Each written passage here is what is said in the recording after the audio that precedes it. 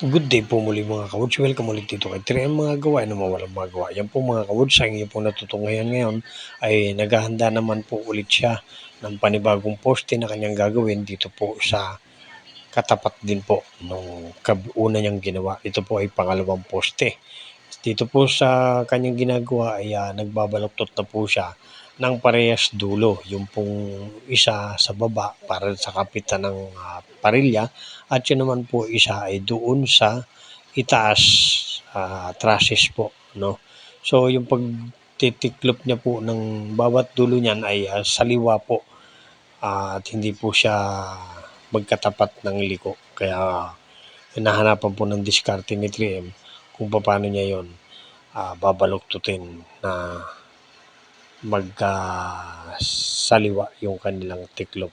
At pagkatiklop niya po niyan ay kanya na pong ilalagay doon sa mismong paglalagyan ng poste. Yan po, yung apat na po yan ay pagkatupi niya po ay ilalagay niya na po.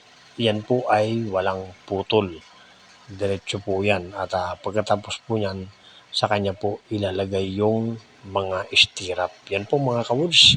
Maraming po salamat sa inyong panonood at patubayan po kayo ng Panginoon Diyos sa araw-araw at maraming salamat po sa suportang inyong binigay. Shoutout po sa lahat ng followers, shoutout sa lahat ng viewers at maintain lang po ang panonood ninyo at baka sakali po may mabigay po kayong mga idea at i-share dito kay 3M para sa ganun ay matuto pa siya ng isang pagiging mason at karpintero. Maraming salamat po. Panatilihin natin malakas ang ating katawan at tampunan natin sa araw-araw, siyempre, sipag at tiyaga.